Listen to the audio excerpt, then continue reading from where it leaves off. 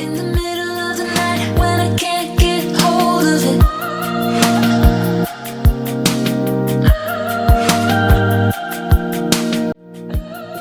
You make it hard.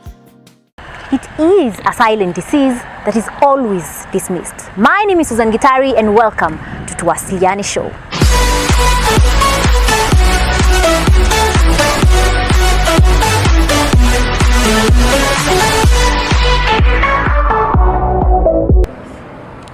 Depression is the leading cause of death among youths between the age of 15 and 29 years of old. Yet this is a conversation that we are yet to have and have it candidly. Well, we are going to have that conversation today, and to help me do that is Dr. Angela Muthoni Nyakenywa, who is a psychiatrist, and Faith Ken, who have been battling with depression. So to start with, Faith, you've battled with depression for years. Can you kindly tell us how it started and at what age? It started when I was 18 years old. Yeah, just the time I was 17. Wow. Yeah, I finished my exams, my Form 4 in 2018. Then the results came out, but I never expected them to come that way. And so that's where my problem started with my parents and my siblings. So my parents wanted me to go back to high school, and me, I had already set my mind not to go back to school. Yeah. Yeah, so then it was like a war. Wow. So stress came in, and then there is nobody you can confront him. So I decided to go away from home. I came to Nairobi to my uncle, and my uncle wanted me to go back home again. Wow. So I had to run from my uncle to another uncle. So he accepted me, and I stayed there for like a month. And that's when I received a calling letter to join Kiriri Women's University. So were they knowing that you're really struggling with depression? No, were they didn't aware? know. Even me, I didn't know I was suffering from depression. Like, it's very hard to identify you're depressed. Yeah, most of the time when you're depressed, your mind is at war. There is nothing you'll think about if not violence. Yeah. So at what point did you really recognize that, wow, I'm Faith, you are depressed? What point in life? It continues, you know, when you are depressed, your action will be more aggressive. Yeah. You will never have time to think of something you want to do. You'll jump into action and everything will be a mess. Yeah. So when I ran from home, I came to campus, and I didn't know I was pregnant. Wow. And you remember that time, we are not in good time with my parents. I ran away from home. I'm in Nairobi, then again I'm pregnant. So I decided that I'm not going to terminate the pregnancy. I'm going to stay with it, but nobody from home will have the information that I'm pregnant. So until it reached 9 months, it was my time now to deliver. I went to hospital. That's when my parents were called that I was pregnant. So who called them? Like you were able to share out your... No. I was going, my delivery, it didn't come in a good way. So I was to go through CS, and so my parents, they were needed at the hospital. And then matron decided to call them. So when my daddy came, he didn't have that courage to face me. Like, I disappointed him. At first I failed him when I failed in exams. Then again I'm pregnant. This is my first year in campus, you know. So my daddy used to love me before. After that, I became shy. And then there is nobody. I didn't have any support. I was just staying down there in some bed sitter, you know, the campus life.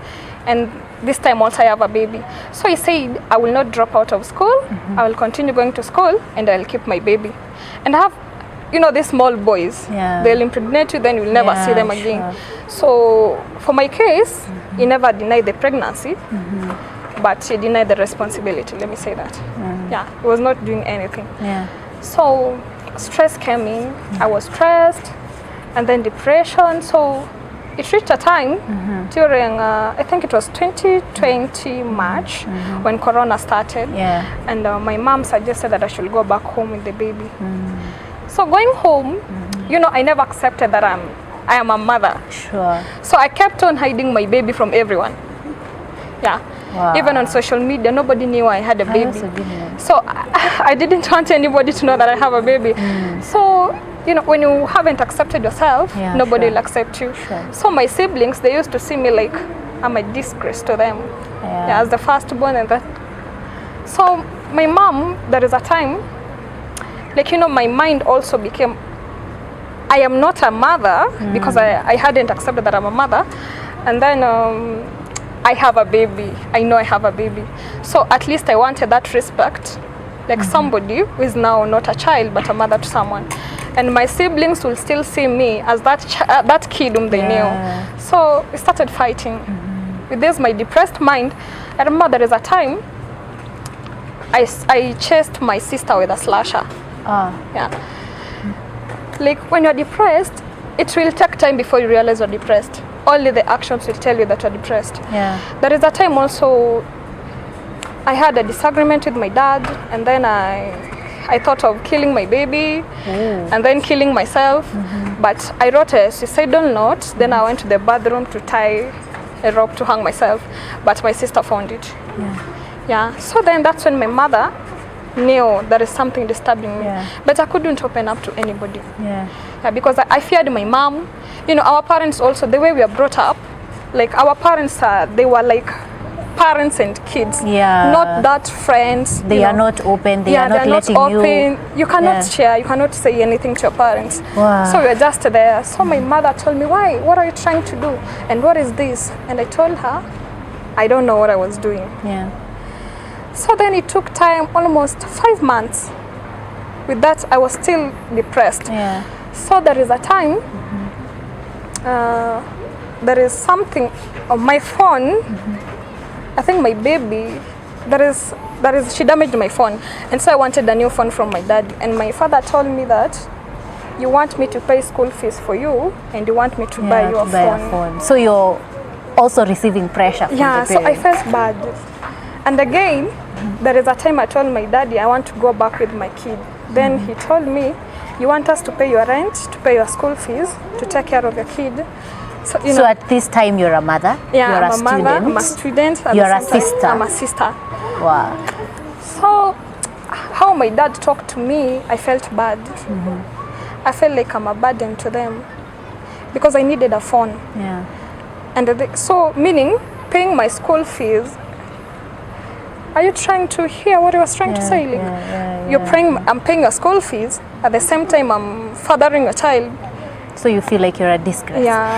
I'm so sorry, Faith. So going to you, Daktari, does that sound familiar, going by many that comes through your doors? Yes. Actually, what you have just explained right now is a real case of depression, and sorry for what you've been through. To start with, most of the depression cases that we encounter, most of them are usually due to the what people encounter and are not able to accept and embrace so that they can move forward. If you get a case or you encounter a situation that you're not able to accept, like for her case it was her results, maybe she expected something that was bigger than that. Then contrarily, she gets something lower than her expectation. Of course that will stress her. Then here comes the issue of away from her not accepting the results, the pressure from the parents. They also maybe were expecting something different from what she got. So there's the pressure of go back to school, which she doesn't want. And there's the pressure of disappointment from the results. But deep down her heart, she knew that is the best that she could have done. So that in a way, different people are faced. If we encounter similar situations, people respond differently. There are those people with shock absorbers, like you are able to overcome a situation and just move forward very well. But there are others, a slight change of the norm or what they expect may draw them, they might put them very, very far back from being normal. So for her case, here comes the issue of school, the results, the frustration or disappointment that she has brought to her parents, and the third issue of the uncle is not able to accept her. Those are three cases for one person of a short duration of time. I think it was barely a year. Then there's still the baby issue. Now here comes the baby issue. The baby has come, you never expected. We can say that she didn't have a home. Let's say you didn't have a home or what we call social support. Even whether you have a difficult situation or not, you are supposed to have social supports, because every other time you'll get something and you need people to share with. So for her, she didn't have the parents who could, you would expect that these parents would listen to her and of course understand her, help her, overcome the situation, accept the pregnancy, bring up the baby, and of course take her back to school. But that was not the case with her. Yeah. So the pressure that she's having, one issue on top of the other, the second one on top of the, the third one on top of the second one, could lead to the depression that she had. Yeah. So if you'd explain kindly, let me ask her a question. Did you go, is there one time that you went to the hospital and were you diagnosed with depression? Or what else before you came to the suicidal thoughts? Because that one shows a progressed level of the depression. Before you come to the suicidal, there are things that people see or recognize. Yeah, maybe she can, they take she can you to tell hospital, us. or yourself, you take yourself to hospital, and then you explain that myself, I don't feel like I'm okay. Could there be a time that you went to the hospital, or somebody took you to hospital? No, I didn't go to hospital. Okay. I just managed it myself. Okay. Yeah. But you realize that you have it. I realized that I was depressed. So, Daktari, so there are signs that come with depression. Yes. Can you kindly explain to us, for me to realize that I have depression, Yes. what am I supposed to see? Okay. Fast forward. Depression is actually a mood disorder. People don't understand what exactly depression is. Depression is a mood disorder whereby a normal human being, there is a range of mood that this person mood should not go beyond above or go beyond below. So that mood range has to be maintained, and any time that it goes below that time, you get depression. Yeah. Above that time, you get some disorders like mania. So for her, it was depression. So what you would expect is a low mood, mood that goes below. Some of the things that you see in a patient with depression includes neglection of what we call activities of daily living. Activities of daily living include feeding. You see a person has poor feeding, or feeding goes low. Bathing, you find people who are used to bathing, normal, they are dressing nicely. That one is no longer there. They start isolating themselves. They don't dress nicely. They don't even take a bath. They don't go to work. They sleep all day. You know, a lot of sleep, all insomnia. Yeah. Hypersomnia, all insomnia. Insomnia is loss of sleep. Hypersomnia is where you sleep too much. Yeah. That one is a sign of depression. Those are the major signs of you are withdrawn from the normal. You are not able to do those normal. When the mood rises above, let me speak briefly about the mania and the issues, the mood issues that come when the mood rises above the normal. You find somebody, they are overexcited. You find people that are overexcited. They can even donate things that they are having, like household goods. Unaenda unampata, they can share cooking items, furniture. They are all over. They can board a matatu, then they decide to tell the conductor, let no one from this vehicle pay pay their whatever their fares. Their fares, yes. Yeah. So this person pays for out of total excitement, because the mood is above the normal, the total excitement that you see in people. Most of them are not usually normal. For her, it was depression. You get depression, you go lower to what is expected. You go down, you isolate yourself. And the worst is where she was about to commit suicide. So that is why you are seeing, as you started, you mentioned about the increase in rates of suicide. Actually, I was to ask that. Yes. Why are we finding, right now, we have more cases of depression than before? Why now than before? Yes, cases of depression. Among the youth. Call them let me not narrow down to depression, but call them increase in rates of mental illness amongst youths. It's because first of all, we have rampant issues of drug and substance abuse. The moment you use drugs continuously over a long period of time, it will lead to depression and sometimes lead to psychosis. So that is why you are seeing, that is one of the reasons as to why you are seeing the increased cases of mental illness. Secondly, life has become unbearable. Earlier on, as we were being brought up, we used to know that people had gardens, people had homes. You could just get home produce and and just live with that, Yeah, and yeah. you were okay. Very People were comfortable. content. But right now, people have embraced urban life, which some of them are not able to live within. It is so expensive for them. So the moment you are seeing that life is too expensive for you, and you don't want to go back to where you can sustain yourself in that life, that difference brings about mental illness, because it is below your expectation. You were expecting something, Yeah. or you were expecting that you'll be able to live within that Yeah, lifestyle. yeah, That reason is that lack of social support. yeah. Earlier on, we used to see, like, if somebody loses a parent, loses a loved one, loses the society or the community they are living in, they are able to embrace this person and help them overcome the loss of that one person. Because one community, you find that in one family, there are so many other families that they were living together. Like, for example, in Nairobi right now, most of the people don't even know their neighbors. It's true. So it is It's very difficult true. that you see, Yeah. you encounter a situation and you have somebody to share. Nowadays, people don't have that social network, that social support that was there before. Yeah. And again,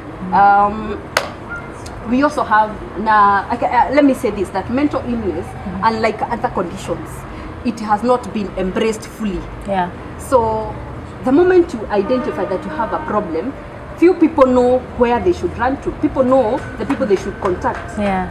So It's a there's silence. yes. Yeah. Unlike the way you know somebody has diabetes, of course you have several doctors you can contact Yeah. who can deal with Yeah. diabetes or hypertension. Unlike mental health, there is scarcity of staff with who can handle mental health cases, who can do counseling, who can help in psychotherapy and such related issues. Yeah. So the change, the challenge, or the shortage is also bringing the rampant cases, because people are dying with their problems. Yeah, and it No is a one to share. silent, Yes. silent disease. Yes. Maybe to get back to Faith, Yes. did you get to a point where you are ready to open up, and did you get help? No, I never wanted to open up to anybody. Like, I isolated myself. Like, that moment, everything I thought, my mind, I think everything I was thinking was right, according to me. Like, when I was seeing everybody, I saw them as enemies. Wow. Yeah, because the whole society, they were judging me, you know. Everybody is waiting to see what will happen to what Faith. will happen to Faith. A and then- judgmental society Yeah. it is. So to get back to Daktari, suppose now, how would you tell a youth out there or anyone suffering from depression when they get and they understand that now I have depression? Yes. What is the next step? What should they do? What they should do is, I cannot tell a friend to help a friend overcome depression. What I would tell them is to identify a counselor, a psychiatrist, or somebody who can offer mental health cases, because nowadays people are not secretive, or they cannot be able to hold one's secrets. Because the moment I share with you, I'm going through this, and I expect you as a friend to help you, most of the people are not helping each other. Yeah. They are not helping their friends. Yeah. So you need a neutral person who knows nothing, total nothing about yourself. So you go share with that person. This person is a professional in that field. They will not. They will understand you. They'll help you the way you need. According to the way, according to their line of duty, than when you expect a friend to help you. Yeah, The sure. only help that friends, relatives can offer is just to connect you or to take you to hospital to receive help from there. Yeah. Yes. So guys, don't die in silence. Reach out to your friends, reach out to that person that you feel like she's ever happy, he's ever happy. Go and reach out. This has been Tuwasiliane Show. Thank you so much for your company. My name is Susan Gitari. Don't forget to follow our conversation via hashtag Tuwasiliane Show, hashtag mental illness. That was our conversation today with Faith and Angela. The show is still on. We will have part 2 next time. This is Tuwasiliane Show. My name is Susan Gitari. Till next time, take care.